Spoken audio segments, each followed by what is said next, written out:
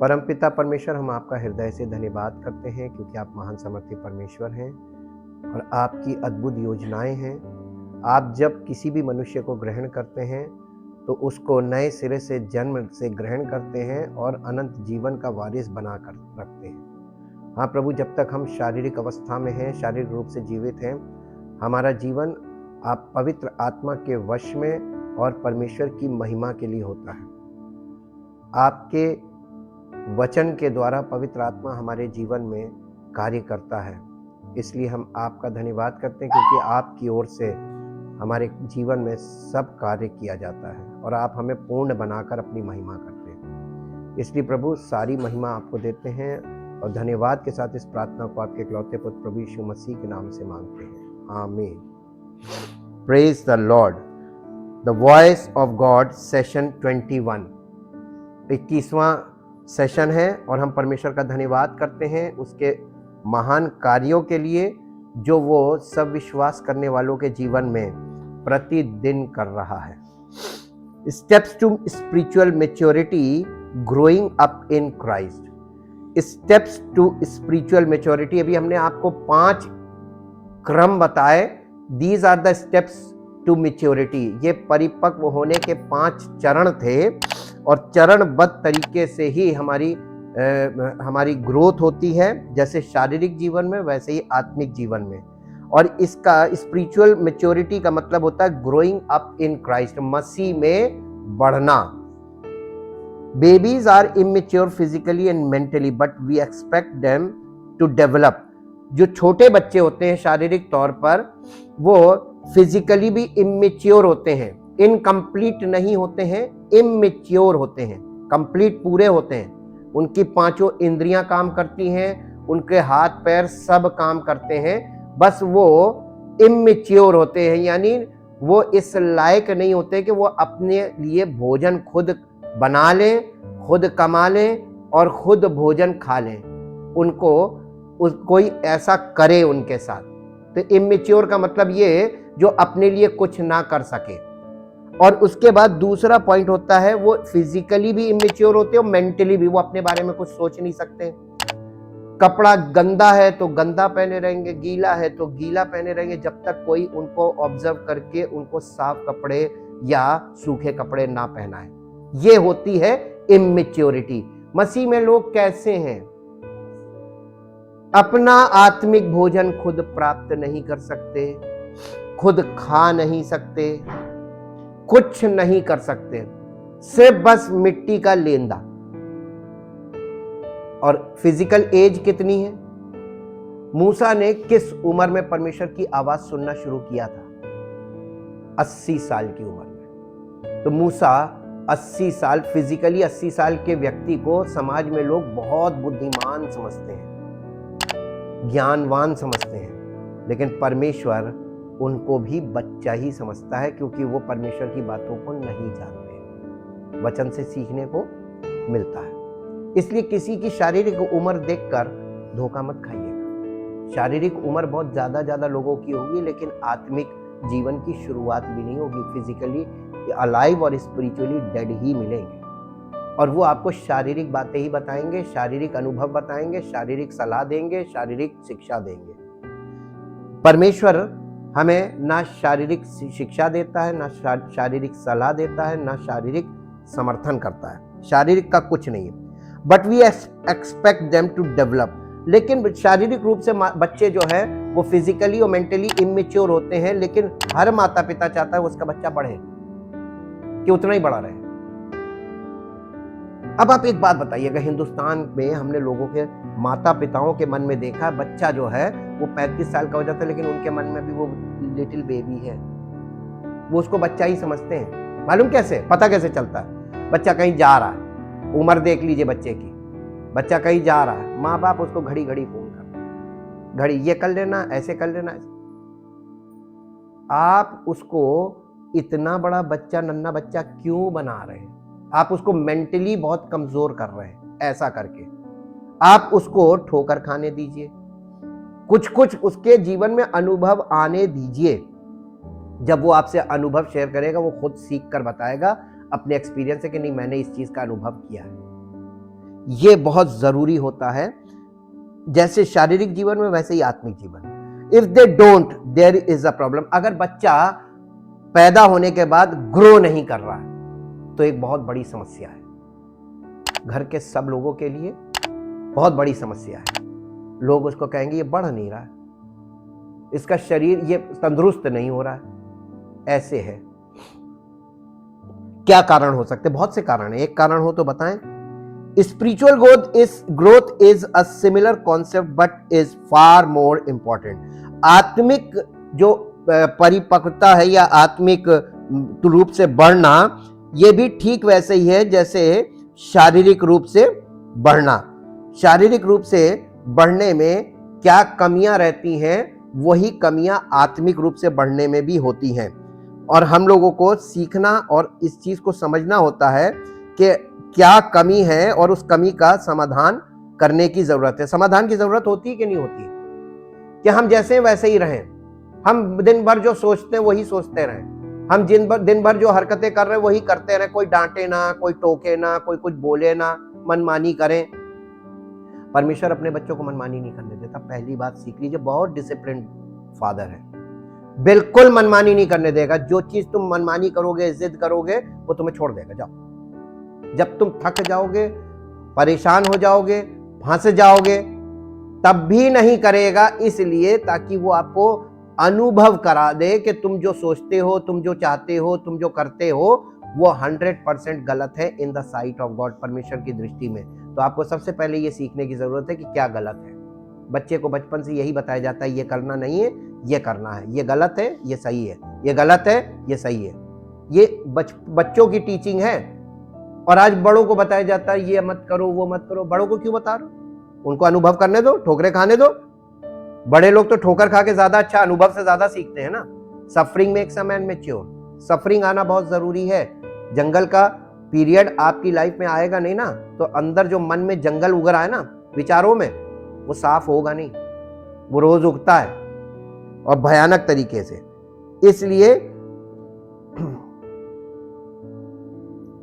प्रश्न ये है कि क्या चीज है जिससे हम आत्मिक, what does it take to grow up and become spiritually mature. और ये मसीही लोग क्यों नहीं मैच्योर हुए? पहले तो आप जो लोग ऑलरेडी अपने आप को कहते हैं मैं मसीही विश्वासी हूं, मैं विश्वासी हूं, मैं प्रभु यीशु मसीह पर विश्वास करता हूं, उन लोगों को देखिए कि ये बेबी क्यों बने हुए हैं, ये मैच्योर क्यों नहीं हुए। उनका पाला ही कभी ऐसी जगह नहीं पड़ा है जहां पे उनको कोई बता सके। God's word presents steps we can take towards growth and spiritual maturity by Bible study. यानी परमेश्वर का वचन हमें वो स्तर यानी स्टेप बाय स्टेप ये बताता है कि we can take towards growth and spiritual maturity by Bible study. सबसे पहला और मुख्य चीज जो आप आत्मिक उन्नति के लिए एक विश्वासी को चाहिए, एक मसीही विश्वासी को चाहिए, वो है बाइबल स्टडी। और ये कहीं नहीं है। दूसरी बात, पेशेंस, धैर्य चाहिए। बाइबल स्टडी के साथ क्या चाहिए? अगर आप बाइबल स्टडी कर रहे हैं तो आपके अंदर धैर्य उत्पन्न होना चाहिए। बाइबल स्टडी जो लोग कर रहे होते हैं उनके मन में धीरज पैदा होता जाता है। और तीसरी चीज है diligent practice of good works. और जब आप परमेश्वर के वचन के अनुसार ये जान रहे हैं कि जो आप कर रहे हैं वो गलत है, परमेश्वर क्या चाहता है कि आप करें, तो आपको वो करने की उसकी प्रैक्टिस करनी चाहिए, यानी करना शुरू कर देना चाहिए। और मालूम है क्यों लोग ग्रो नहीं करते हैं? वो सुनते रहते हैं, सुनते करेंगे, हाँ करेंगे, सब कुछ माइंड में चल रहा है, लेकिन व्यवहार में कुछ नहीं आ रहा है। और जब तक व्यवहार में नहीं, अब आपको एक एग्जांपल देते हैं। हम आपको बैठे बैठे ये बताएं कि देखो साइकिल ऐसे चलाई जाती है, कार ऐसे चलाई जाती है, टू व्हीलर ऐसे चलाया जाता है, ये गियर है, ये क्लच है, ये ब्रेक है, आप बैठे बैठे सीख जाएंगे। हाँ, अरे चलाने का मतलब तो ये है कि आपको सड़क पर उतरना पड़ेगा, चलाने का मतलब तो ये है कि आपको रिस्क उठानी पड़ेगी। और साइकिल चलाने के लिए सीखने का पहला लेसन क्या है मालूम? गिरना जरूरी है।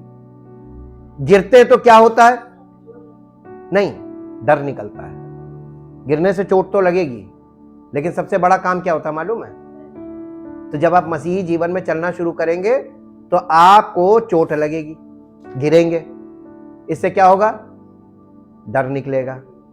जब तक डर नहीं निकलेगा तब तक आप सीख नहीं सकते चलना। बच्चा जब चलना सीखता है, हम और छोटे लेवल पे ले जा रहे हैं, बच्चा जब पांव पे चलना सीखता है तो बस बच्चा पहले दिन से दौड़ने लगता है, बच्चे को खड़ा करते हैं और धक्का दे देते चलने लगता है। हाँ, लेकिन वो जब चलता है तो गिरता है, चोट भी लगती है, और एक बार नहीं, बार बार लगती है, और वो चोट लगना जरूरी है। मसीह जीवन में चलना लोग क्यों नहीं पसंद करते? डर के मारे, डर के मारे। और परमेश्वर आपके और हमारे डर को निकालने के लिए हमें प्रेरित करता, चलो पहले दिन से जब आप वचन सुनते हैं, जो चीज आप सुन रहे हैं उसको अपने जीवन में लागू करना शुरू कर दीजिए। डर लगेगा, डर लगेगा, लेकिन आप जीवन भर डरते रहेंगे, आप कभी नहीं चल पाएंगे। चलने के लिए बच्चे को क्या जरूरी है? बच्चा डरता है ना, बच्चे को चलने की इच्छा होती है। आप 10 बार चोट खाता है लेकिन फिर भी वो चलने की कोशिश करता है। और मसीही जीवन में हम ऐसा करेंगे, पता नहीं लोग क्या कहेंगे, है ना? सारी जिंदगी डरते रहो, कभी नहीं चल पाओगे। चलना जरूरी है, और चलना जरूरी है कि डरना जरूरी है। तो फिर डर को निकालो के किनारे करो, चलो, और गिरोगे फिर उठोगे, फिर गिरोगे फिर उठोगे, फिर गिरोगे फिर उठोगे।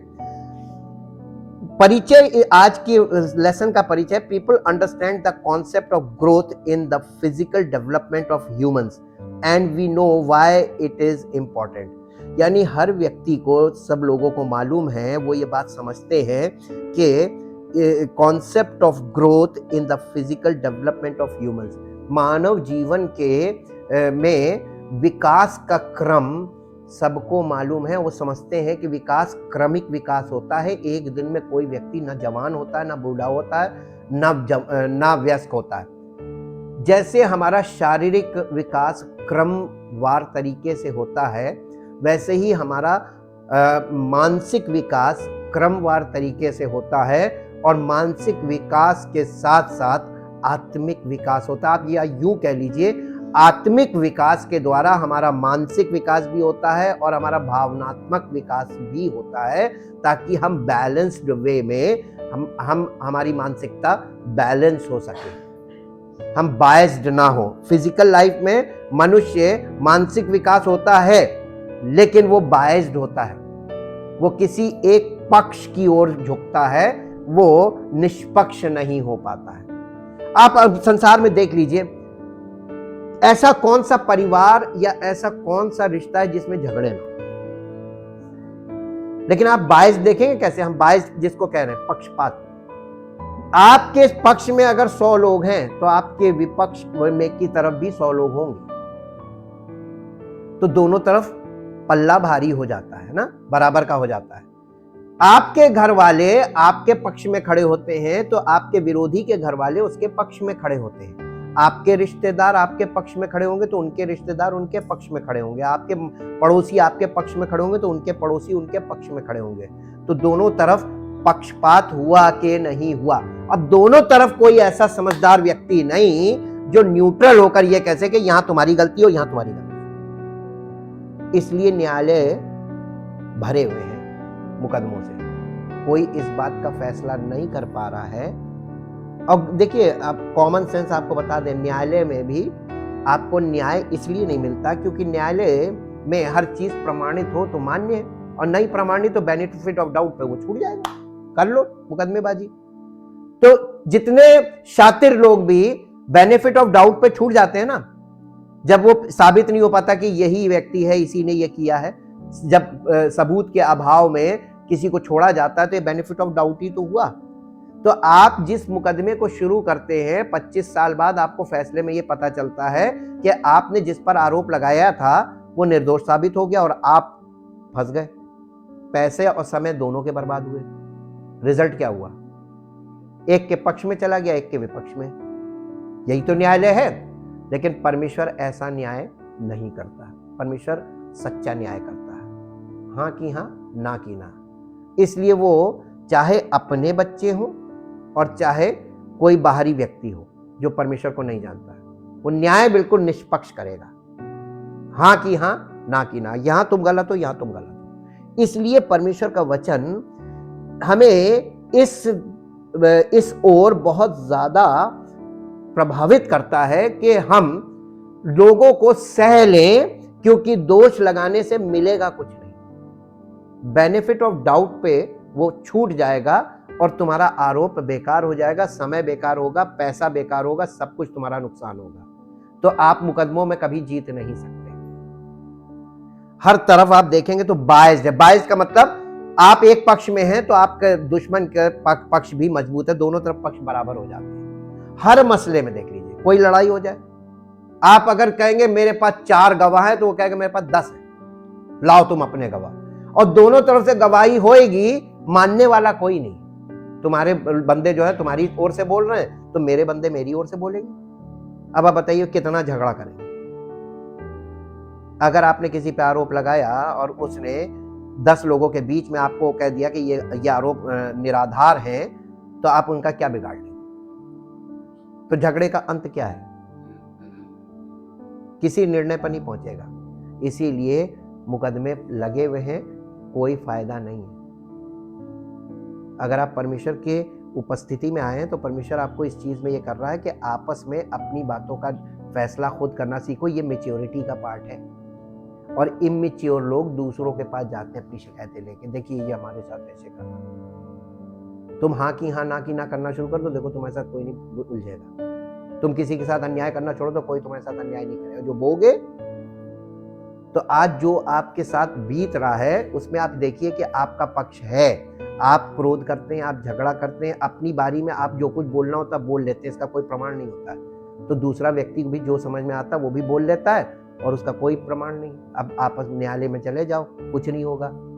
वहां भी यही होगा, आपका वकील उसको बोलेगा, उसका वकील आपको बोलेगा, और जिसको फैसला करना वो तारीख पे तारीख करता रहे। ये तो समझ में नहीं आ रहा इन लोगों में क्या चक्कर है। चलन दो जी, ये इमेच्योरिटी का पार्ट है।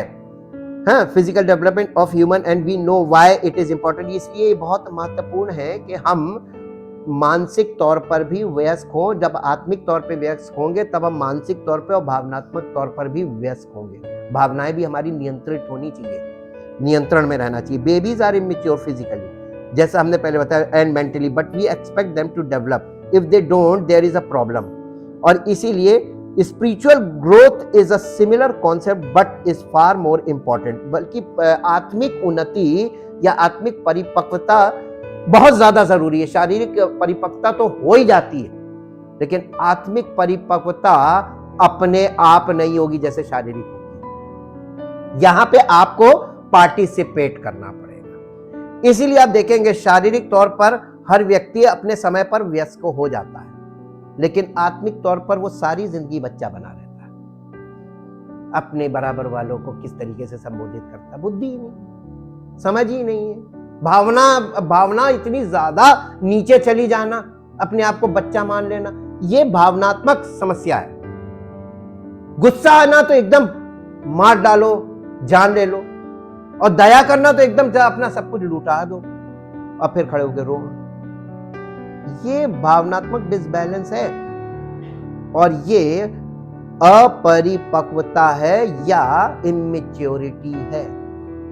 बच्चा किसी पे तरस खाता है तो बच्चा अपना सब कुछ दे देता है, और जब किसी से क्रोधित होता है तो छीन भी लेता है।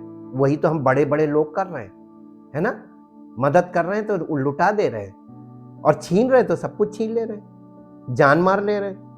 ये दोनों तरफ, यानी हमारे 2 पार्ट हैं, हमारा मेंटल पार्ट और हमारा इमोशनल पार्ट। ये दोनों एक्सट्रीम्स हैं, 2 एक्सट्रीम्स, और यहीं पे हम फेल है। ये एडमिक नेचर के कारण है, पतन का नेचर है ये। ग्रोथ इज डेवलपमेंट और improvement towards a goal called maturity. ये मैच्योरिटी क्या चीज है? मैच्योरिटी क्या है? मैच्योरिटी ग्रोथ है। ग्रोथ का मतलब होता है विकास, विकसित हो जाना। हमारा देश विकासशील है, विकसित नहीं है। और जो वेस्टर्न कंट्रीज हैं वो विकसित देश है, विकासशील नहीं है। अब आपको दोनों में अंतर बताना है कि विकसित में और विकासशील में क्या अंतर है। विकसित का मतलब होता है फुली डेवलप्ड, मैच्योर, और विकासशील का मतलब अंडर प्रोसेस, अभी काम चल रहा है। अब आप अपने आप से हम अगर सवाल पूछे कि क्या हमारा देश कभी विकसित देश कहलाएगा, ऐसा आपको दिखता है या आपको ऐसा महसूस होता है? देखिए कितने बाकी लोगों का सन्नाटा बता रहा है कि उनको ये पॉइंट ही नहीं समझ में आया कि हम इस पे बोले क्या। यहीं से आपको पता चल जाता है कि आप लोग बिल्कुल जीरो पे बैठे हैं। एक ने जवाब दिया जिसको ये बात समझ में आ गई, क्यों नहीं विकसित कहलाएगा? रीजन भ्रष्टाचार जो रगों में है, बिल्कुल। और इसलिए जहां भ्रष्टाचार ज्यादा होता है वहां विकास नहीं होता, विकास भ्रष्टाचार की भेंट चढ़ जाता है। अब हम आप स्पिरिचुअली आ जाइए, कलीसियाओं में लोगों की आत्मिक उन्नति क्यों नहीं हो रही, मसीह में क्यों नहीं ग्रो कर रहे हैं, वहां भी आत्मिक भ्रष्टाचार चल रहा है। नेम फेम मनी ये आत्मिक भ्रष्टाचार है। हर व्यक्ति अपना नाम करना मांग रहा है, अपने आप को मशहूर करना मांग रहा है, और रातों रात हीरो बनना मांग रहा है, और बहुत ढेर सारा पैसा मांग रहा है। इसलिए भ्रष्टाचार जहां होगा वहां ग्रोथ नहीं होगी। भ्रष्टाचार की इकाई कहां से चलती है? देश की इकाई क्या है? एक परिवार। भ्रष्टाचार कहां से आ रहा है? परिवार से। हर परिवार के अंदर भ्रष्टाचार है, और वो भ्रष्टाचार है कहां? हमारे स्वभाव में। हमारा स्वभाव भ्रष्टाचारी स्वभाव है। We have a corrupt nature. Fallen nature is a corrupt nature.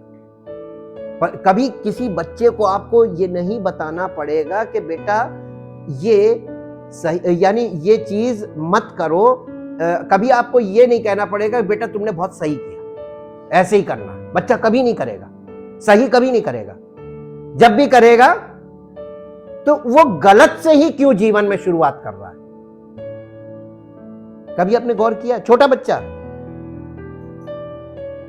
एडमिक nature, fallen nature, उसके अंदर जो स्वभाव है ना, उसका स्वभाव भ्रष्टाचारी स्वभाव है। अभी वो इमेच्योर है, लेकिन इमेच्योर में भी भ्रष्टाचार है। बस ये है कि उसकी बात की कोई वैल्यू नहीं है। अगर वैल्यू जैसे जैसे वो बड़ा होगा, उसकी बातों में वैल्यू आ जाएगी, वही भ्रष्टाचार प्रैक्टिकली सामने वो करने लगेगा और कोई उसको रोक नहीं पाएगा। भ्रष्टाचार कहाँ है आपके? पढ़ लीजिए मेरे साथ, एक पद निकाल के पढ़ लीजिए। उत्पत्ति की पुस्तक उसका अध्याय 6। हम पहली पुस्तक में जा रहे हैं बाइबल की। वहीं पे परमेश्वर ने खुद इस बात को बोला। 6 अध्याय, उत्पत्ति की पुस्तक उसका 6 अध्याय, और 6 अध्याय का 3 पद पढ़िए। तब यहोवा ने कहा, मेरा आत्मा मनुष्यों से सदा लो विवाद करता ना रहे। यानी परमेश्वर कह रहा, परमेश्वर आत्मा है, कह रहा मैं सदा, मेरा आत्मा मनुष्यों के साथ जूझेगा नहीं कि ये मत करो, ये मत करो, ये मत करो, ये मत करो जी। क्योंकि वो फिजिकल हो गया। आदम के फॉलन स्टेट आने के बाद जब जनरेशन बढ़ी, ये जल प्रलय के पहले की बात है, परमेश्वर ने बोला कि मनुष्य शरीर है, यानी शारीरिक है, इसलिए मेरा आत्मा उसके साथ कभी बाझेगा नहीं, क्योंकि शारीरिक मनुष्य और परमेश्वर का आत्मा दोनों दो अलग अलग चीजें हो गई। अब इसका 5वां पद पढ़ दीजिए, इसी का 5वां पद। यहोवा ने देखा, पहले कहा और फिर देखा कि मनुष्यों की बुराई पृथ्वी पर बढ़ गई है, और उनके मन के विचार में, यानी जो विचार उसके मन में पैदा होते हैं वो निरंतर कैसा विचार आता है? अच्छा कभी आएगा नहीं, आत्मिक विचार कभी नहीं आएगा। आएगा शारीरिक शैतानी और कुराफाती। ये करप्ट, इंग्लिश में वहां पे लिखा है करप्ट जी। और यहोवा पृथ्वी पर बहुत पछताया कि यार क्या कर दिया मैंने। इसको इंग्लिश में पढ़ दीजिए, 5वां पद, 5th इन इंग्लिश, ज्यादा क्लियर हो जाएगा। लोग सोच रहे कि यहां करप्शन वहां करप्शन। कभी आपने अपने अंदर झांक के देखा है? हम भी करप्शन का ही भाग हैं। कोई ये नहीं कह सकता कि मेरे अंदर करप्शन नहीं है। Everybody is full of corruption. The Lord saw the wickedness of men was great in the earth, and that every imagination and intention of all human thinking was only evil continually. This is the corruption. अब आप ये बताइए कि ऐसे मनुष्यों का उद्धार कैसे हो सकता है? ऐसा मनुष्य धार्मिक बहुत जल्दी हो जाता है। धार्मिक होना बहुत आसान है। उसमें तो आपको सिर्फ कॉपी करनी होती है ना, कि वो क्या कर रहे हैं वैसी करने लगो, वो क्या बोल रहे हैं वैसी बोलने लगो, है ना। लेकिन आत्मिक होना मनुष्य के अपने हाथ में नहीं है। आत्मिक जन्म प्राप्त करना आपके अपने हाथ में है ही नहीं। अब यहां पे गोट फंस गई, जो आप नहीं कर सकते। ग्रोथ इज डेवलपमेंट और improvement towards a goal called maturity. यानी डेवलपमेंट का जो लक्ष्य है वो उसी को मैच्योरिटी बोलते हैं, जहां पे डेवलपमेंट कंप्लीट होता है। That is called maturity. आप पेड़ बोते हैं, बीज बोते हैं, पहले पेड़ किल्ला निकलता, पेड़ बनता, पेड़ बनने के बाद जब उसमें फल आते हैं, फल आने के बाद फल पकता है, तब कहते हैं कि अब ये फल तोड़ो, ये मैच्योर हो गया, परिपक्व हो गया, पका फल। और अगर कच्चा फल आप तोड़ेंगे तो आपको ही नुकसान है। और इसलिए, और इन द बाइबल परफेक्शन, और इसी को बाइबल परफेक्शन बोलती है। मैच्योरिटी को मतलब परफेक्शन। परफेक्शन का मतलब किसी चीज का पूर्ण हो जाना, कंप्लीट हो जाना। When one is born again, जब कोई व्यक्ति नए सिरे से आत्मिक तौर पे आत्मिक सिरा उसका जन्म लेता है या उसका आत्मिक जन्म होता है, as a child of God, परमेश्वर के बच्चे के समान, he is spiritually immature, वो एकदम इमेच्योर होता है, जैसे शारीरिक बच्चा होता है। As time passes, और जैसे जैसे समय बीतता है, he should develop the qualities or abilities which the Bible says characterize the mature। यानी जिसे बाइबल परिपक्व होना बोलती है या मैच्योर होना बोलती है, वो धीरे धीरे मैच्योर होता है, समय लगता है इसमें। A congregation matures as individual member matures। अगर कलीसिया में व्यक्तिगत विश्वासियों की आत्मिक उन्नति होती है, इससे पूरी कलीसिया की उन्नति होती है कि नहीं होती है? क्योंकि हम लोग सब आपस में परमेश्वर के प्रेम में बंधे और जुड़े हुए हैं। इसलिए एक व्यक्ति की उन्नति से, अगर सेवक की उन्नति हो रही तो कलीसिया की उन्नति होनी चाहिए, और अगर सेवक की उन्नति नहीं है तो कलीसिया की उन्नति। तो आज कलीसियाओं की उन्नति क्यों नहीं हो रही, अब बताइए। पौलुस ने इसीलिए पत्री लिखी थी कि तुम्हारी उन्नति से कलीसिया की उन्नति। उस सेवक को, तीमुथियुस को लिखा था, तीमुथियुस से कहा था तुम्हारी उन्नति से कलीसिया की उन्नति है, और तुम जितनी उन्नति पाओगे आत्मिक तौर पर, उतनी कलीसिया उन्नति पाएगी। क्योंकि कलीसिया वही सुनेगी, वही सोचेगी, वही बोलेगी, वैसे ही करेगी जैसा सेवक बोलेगा। तो कौन से सेवक खड़े हैं जो लोगों से गलत करवा रहे हैं? ये बॉर्न अगेन नहीं है। अब आपको समझ में आना चाहिए, और अब आपको पूरी तरीके से ये बात गले से नीचे उतर जानी थी। वाकई में बॉर्न अगेन होते तो जो कर रहे हैं लोग, कलीसिया जो कर रही वो नहीं कर रही होती, और जो कर रही है वो इसलिए कर रही है क्योंकि बॉर्न अगेन नहीं है, उन्नति नहीं हुई, कोई मैच्योर नहीं। Many scriptures describes the need to grow and mature spiritually। ढेर सारे पद हैं बाइबल में जो इस बात को कहते हैं कि हमें आत्मिक तौर पर व्यस्क होने की जरूरत है। इफिसियों की पत्री 4 अध्याय उसका 14 और 15 पद, ताकि हम आगे को बालक ना रहे, या शारीरिक तौर पर नहीं बात कर रहा है, जो मनुष्यों की ठग विद्या और चतुराई से उनके भ्रम की युक्तियों के और उपदेश के हर एक झोंके से उछाले। आज कलीसिया के लोग कैसे चल रहे हैं? उपदेश से उनको उछाला जा रहा है, उपदेश से इधर उधर घुमाया फिराया जा रहा, जहां वो लोग चाह रहे हैं उनको वैसे ही मोड़ दे रहे हैं। अब आपको ये करना है, अब आपको ऐसे करना है, अब आपको ऐसे करना है, और वो कर रहे हैं, शारीरिक क्रियाएं कर रहे हैं। और किसी से जाके पूछ लीजिए कि कोई ऐसी बात पूछिए जो यानी खुद डिसीजन लेने वाली, तो वो डिसीजन नहीं ले पाएंगे। हम आपको पूछ के बताएंगे, हम बात करके बताएंगे, या वो प्रश्न ही नहीं समझेंगे, हमारी समझ में नहीं आया, हमको तो मालूम ही नहीं ये वाली बात, आप क्या पूछ रहे हैं, आप क्या कह रहे हैं जी। वरन प्रेम में सच्चाई से चलते हुए सब बातों में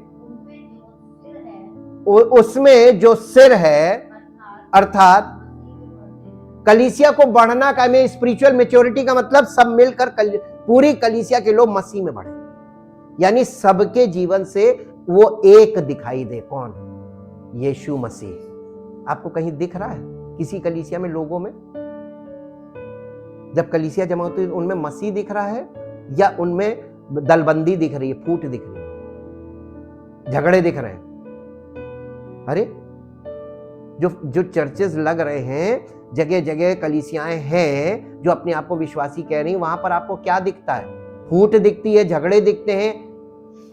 तो इसका मतलब कि अभी सब इमेच्योर बैठे है ना?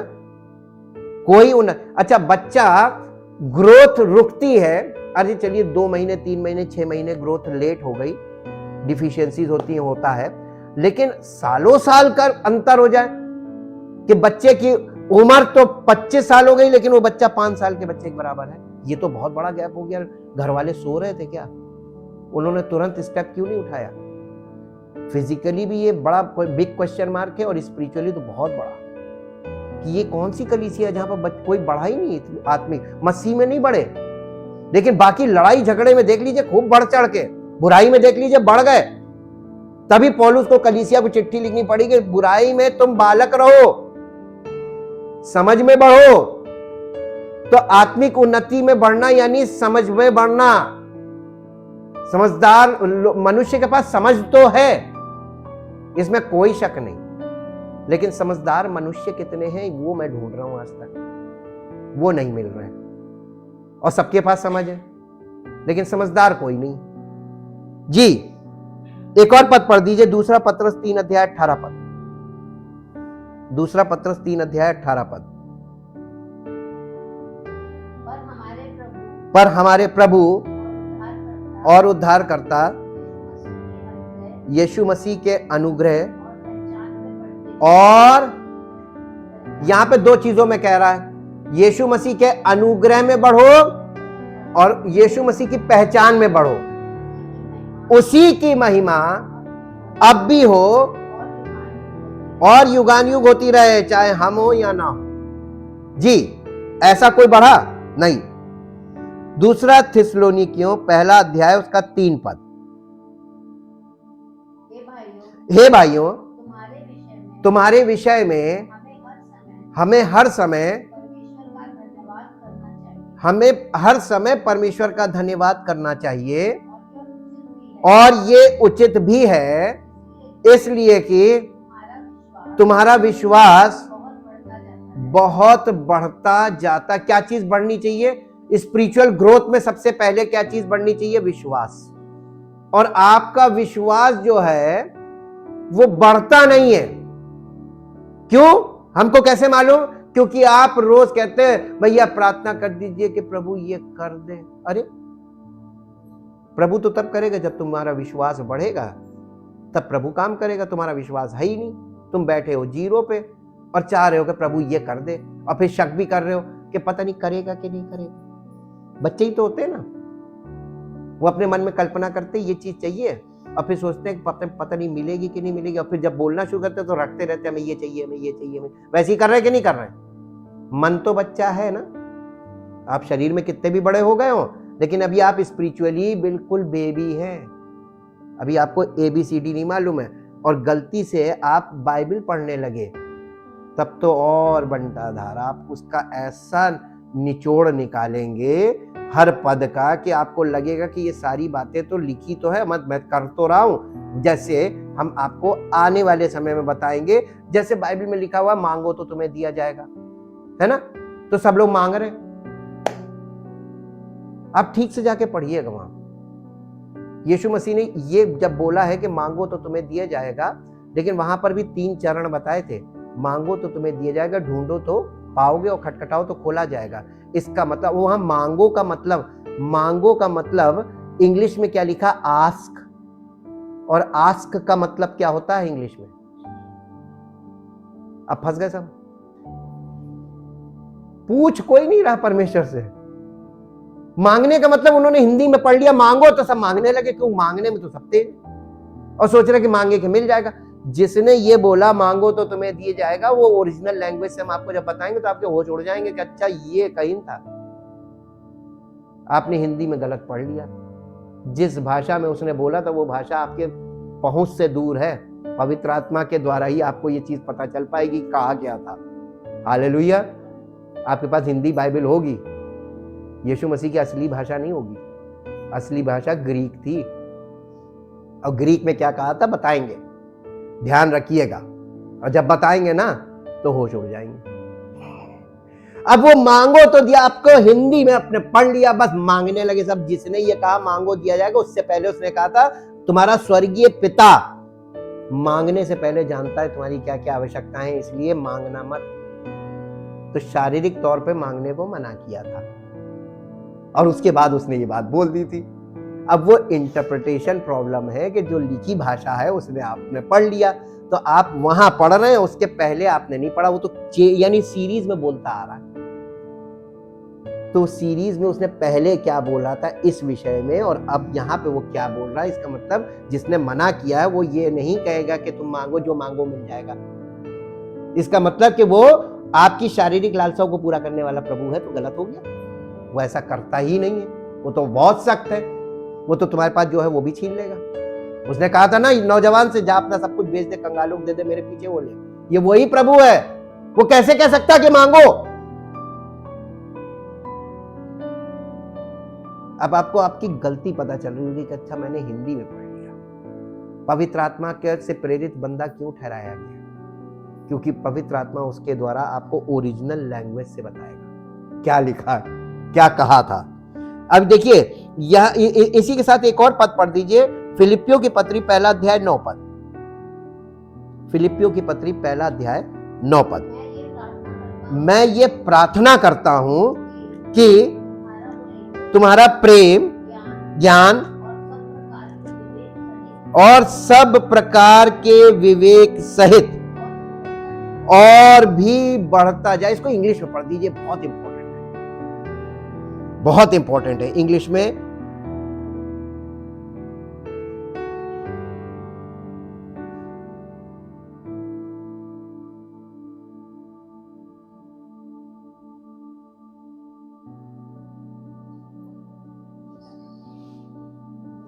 फिलिपियो 1:9 है।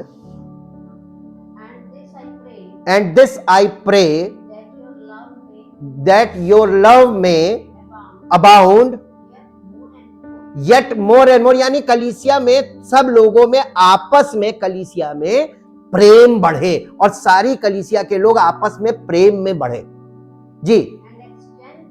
एंड एक्सटेंड टू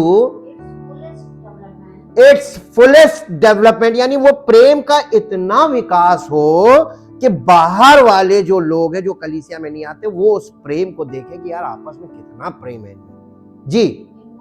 इन प्रेम में और in knowledge of God, in the love of God, in the knowledge of God, परमेश्वर के ज्ञान में, वचन के ज्ञान में। एंड ऑल कीन insight that your love may display itself in greater depth of acquaintance, यानी वो ऐसा प्रेम कि लोगों के बीच में वो प्रेम की छाप लग जाए कि उस प्रेम के द्वारा तुम पहचाने जाओ कि यार ये वाकई में ये निस्वार्थ प्रेम करने वाले, ये परमेश्वर के लोग हैं, परमेश्वर प्रेम है और ये परमेश्वर के लोग हैं, ये वो प्रेम। एंड मोर कॉम्प्रिहेंसिव डिसर्नमेंट, यानी पूरी तरीके से किसी चीज को कंप्लीटली समझ लेना, परख लेना। आप क्या परख सकते हैं? इमेच्योर व्यक्ति कुछ नहीं परख सकता, लेकिन मेच्योर सब कुछ परख लेता है। लेकिन मेच्योर व्यक्ति को कोई नहीं परख सकता, ये लिखा हुआ है, वो किसी से परखा नहीं जाता, कोई उसको परख नहीं सकता। एक और पद पढ़ दीजिए, आपको मिलेगा रोमियो की पत्री, उसका अध्याय 3, उसका 10 और 11 पद पढ़ दीजिए। 10, 11, 12। 10, 11, 12। जैसा लिखा है कोई धर्मी नहीं, एक भी नहीं, कोई समझदार नहीं, कोई धर्मी नहीं और कोई नहीं, कोई धर्मी नहीं और कोई, ओहो, धर्मी का मतलब समझदार होना है। धर्मी का मतलब होता पाप रहित होना, पाप रहित, ब्लेमलेस। कोई ब्लेमलेस नहीं है, दोष मुक्त नहीं है, सब दोषी है। और कोई समझदार नहीं, कोई परमेश्वर का खोजने वाला नहीं, सब भटक गए, सब के सब के हमको कोई कर दे, हमको दे दे। निकम्मे का मतलब कुछ करने लायक, जैसे कोई भलाई करने वाला नहीं, एक भी नहीं। उनका गला, यानी मुंह से जब भी निकलेगा तो नरक वाणी ही निकलेगी जी। उन्होंने अपनी जीभों से छल किया है, उनके होठों में सांपों का विष है। इसीलिए तो लिखा है जीभ भी एक आग है, नरक की अग्नि से जलती रहती है, और जब ये बोलती है तो झगड़े ही होते हैं। कोई समझदार नहीं। पवित्र आत्मा के बिना ये कंडीशन है, without salvation and without Holi spirit, without maturity, यही स्टेज रहेगी। इमेच्योर विश्वासी भी इसी स्टेज में आता है। अब आप देखिए आत्मिक तौर पर आप क्यों नहीं बढ़े। आत्मिक भोजन आपको पसंद नहीं है, छोटे बच्चे को भोजन पसंद नहीं होता है, जबरदस्ती खिलाया जाता है ना, समय पर। और समय पर भोजन खाने से फिर उसका प्रैक्टिस हो जाती है, फिर उसके अंदर वो रूटीन बनता है। आपको प्रतिदिन समय पर वचन दिया जा रहा है, ये आपकी आत्मा का भोजन है। लेकिन पता नहीं क्यों हम आपको भोजन परोस सकते हैं, खाना तो आप ही को पड़ेगा। इच्छा तो आपके अंदर ही होगी तभी आप खाएंगे, नहीं होगी तो नहीं खाएंगे। इवन आप फिजिकली देख लीजिए, छोटा बच्चा, न्यू बॉर्न बेबी, उसकी मां उसे दूध तभी पिला पाएगी जब बच्चा दूध पिएगा। शक तो बच्चे को ही करना है, मां को नहीं करना है। और अगर बच्चा दूध नहीं पी रहा है तो मां कुछ नहीं कर सकती, उसको दूध नहीं पिला सकती। वो दूध में लगा सकती है, पिला नहीं सकती जब तक बच्चा पिएगा नहीं। इसका मतलब नया जन्मा बच्चा भी अपना भोजन प्राप्त करना जानता है। इसीलिए बाइबल में लिखा है कि नए जन्मे हुए बच्चों की नाई आत्मिक दूध की लालसा किया करो। इच्छा ही नहीं है, जब इच्छा नहीं है तो परोसा तो जा रहा है, खाने की इच्छा नहीं तो मत खाओ। आपकी दशा वही रहेगी, स्पिरिचुअली इमेच्योर, और आप परमेश्वर के राज्य में कभी नहीं जाएंगे, अनंत दंड में चले जाएंगे। इसी गंभीर विषय पर पौलुस ने सारी पत्रियां लिखी है, इसी गंभीर विषय को उसने उठाया है कि उद्धार बहुत सरल चीज है, परमेश्वर की ओर से मिल जाता है पवित्र आत्मा के साथ। लेकिन ग्रोइंग एक बहुत कठिन काम है, जैसे पेड़ों को सींचने वाला काम। सींचने वाला कोई नहीं है, देखभाल करने वाला, पालन पोषण करने वाला कोई नहीं मिलेगा आपको। सब आपको रगेदने वाले मिलेंगे, अपना मकसद हल करने वाले, नेम फेम मनी में आपके साथ आपको अपने लाभ का साधन बनाए रहेंगे और बेबी लेवल पर फंसाए रहेंगे। बने रहो, फायदा किसका?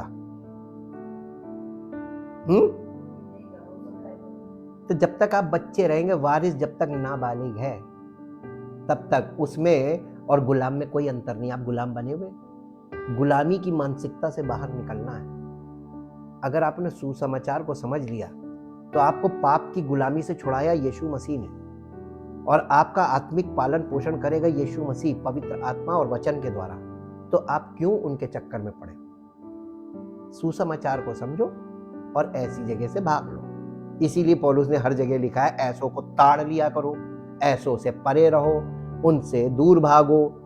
और लोग उन्हीं के पास घुस जाते हैं। शिकार आप ही चला आता है, तो उन्हें शिकार करने के लिए जाने की जरूरत नहीं, उनके पास तो शिकार आ रहा है ना। तो ये इमेच्योरिटी का बहुत बड़ा कारण इसका इमेच्योरिटी है। आत्मिक तौर पर आप परिपक्व नहीं हैं, तो आप खुद ही शिकारी के हाथ में चले जाते हैं। ये इसके पीछे बहुत से रीजंस हैं। The purpose of this lesson is to study the steps each Christian should take to grow spiritually. हम आपको जो बातें बता रहे हैं उसका मेन उद्देश्य परमेश्वर का ये है, प्रभु यीशु मसीह का जो कलीसिया का सर है, और पवित्र आत्मा का, कि हमारी और आपकी आत्मिक ऐसी उन्नति हो कि थोड़ी सी नहीं, कहीं हम जाके स्टैग्नेंट हो गए, बस हम पूर्णता तक पहुंचे, हम परिपूर्ण हो जाएं, कि मसीही स्वभाव, मसीही व्यवहार, मसीही सामर्थ, कि वही सामर्थ जैसे पौलुस और उसके चेलों में से होती थी, आप में से भी होगी। आज्ञाकारी बनना पड़ेगा, चलना पड़ेगा और स्टैंड लेना पड़ेगा। मैच्योरिटी का मतलब जैसे जैसे बच्चा मैच्योर होता है वो अपनी सब पर्सनल कामों को करना शुरू करता है, फिर वो स्कूल के काम भी करने लगता है, फिर और बड़ा होता है तो फिर वो जॉब करता है तो दूसरों के काम करने लगता है, फिर वो समाज के लिए काम का बन जाता है, देश का नाम करता है, देश के लिए काम करने लगता है। आप किसके लिए काम कर रहे हैं? आप अपने लिए इस लायक नहीं कि अपना कुछ कर ले, तो ना तो आप समाज के काम के हैं और ना आप अपने देश के काम के। यहूदी जो लॉ था, लॉ ऑफ गॉड जिसको बोलते, लॉ ऑफ मोसेस, उसमें परमेश्वर ने मालूम मूसा को क्या बोला था? अगर तू परमेश्वर से प्यार करता है, अगर तू परमेश्वर से प्यार करता है अपने, तो तू अपने परिवार से और अपने सारे खानदान से और अपने सारे आसपास के लोगों से, अपने पड़ोसियों से प्यार करना चाहिए। और अगर तू उनसे भी प्यार करता है तो तुझे अपनी मातृभूमि से प्यार करना चाहिए। इसके पीछे तुझे जान देने वाला बन जाना चाहिए, क्योंकि ये लॉ, हमेशा देखिए कानून देश का काम करता है, लॉ ऑफ द लैंड होता है। आप जिस देश के नागरिक हैं, अगर उस देश के कानून से का आप आदर नहीं करते हैं तो आप परमेश्वर से प्यार नहीं कर सकते। ये मैं दावे के साथ बोल रहा हूं, क्योंकि नए नियम में लिखा हुआ है। चाहे कैसे भी हो वो पॉलिटिशियंस, न्याय करने वाला तो परमेश्वर है ना। हमारे ऊपर तो एक देश के नागरिक होने के नाते वो अभिभावक है कि नहीं है ना, गार्जियन के तौर पे। उनके बिना हमारा देश नहीं चलेगा और हम इस देश की इकाई हैं। कभी आपने सोचा? Patriotism is built in the love of God. परमेश्वर से प्रेम में ये वाली चीज भी आती, मातृभूमि से प्यार। अपनी मातृभूमि के लिए जान देने को आप देख लीजिए, जहां लड़ाइयां चल रही हैं, अपनी जन्मभूमि के लिए, अपनी मातृभूमि के लिए, अपने लैंड के लिए लोग जान दे रहे हैं। 3 लाख लोग मर चुके, कल आ गई रिपोर्ट अब तक के युद्ध में। क्यों मर रहे हैं? और तैयार हैं। जब तक एक भी बंदा जिंदा, हमारी जमीन हम जाने नहीं देंगे कब से। ये जमीन, क्योंकि परमेश्वर ने हमें जमीन से भी जोड़ा है। शारीरिक भोजन हमें कहां से मिलता है? जमीन से, है ना। ये शरीर को वही भोजन दे रही है, तो हमें जमीन से लगाव है, हमारा संबंध है। और परमेश्वर से प्यार का मतलब अपनी मातृभूमि से भी प्यार। तो हमारे देश के लोग तो अपनी ही जमीन पर अपने ही देश के कानून को तोड़ के और अपने ही देश में करप्शन करके अपने ही देश को खोखला कर रहे हैं। तो ये परमेश्वर से प्रेम नहीं है और इमेच्योर है सब स्पिरिचुअली, इसलिए खिलवाड़ कर रहे हैं। कभी विकासशील विकसित नहीं हो सकता। यही रीजन है। आपका जीवन कंप्लीटली डेवलप कैसे हो सकता है? जब आप करप्शन फ्री होंगे। बिना पवित्र आत्मा के संभव है? और बिना मसीह की देह में बने रहे, क्या यह संभव है? कलीसिया का महत्व वैसे ही है। पालन पोषण कहां होगा? कलीसिया में। अब परमेश्वर के वचन को आप लोग उस लेवल पे समझिए जिससे कि आपका जीवन परमेश्वर के वचन से वैसे ही जुड़ा है जैसा आप इस धरती से जुड़े।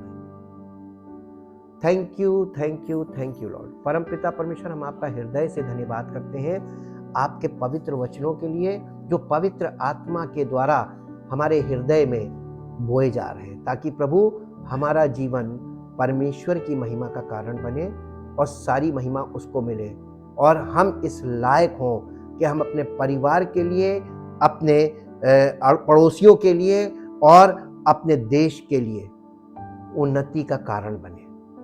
और प्रभु, हम अपना योगदान दें ताकि आपकी महिमा हो और आप हमारे जीवन से प्रसन्न हो, और सारी महिमा आपको देते। इस प्रार्थना को आपके इकलौते पुत्र प्रभु यीशु मसीह के नाम से मांगते हैं, आमीन। Praise the Lord.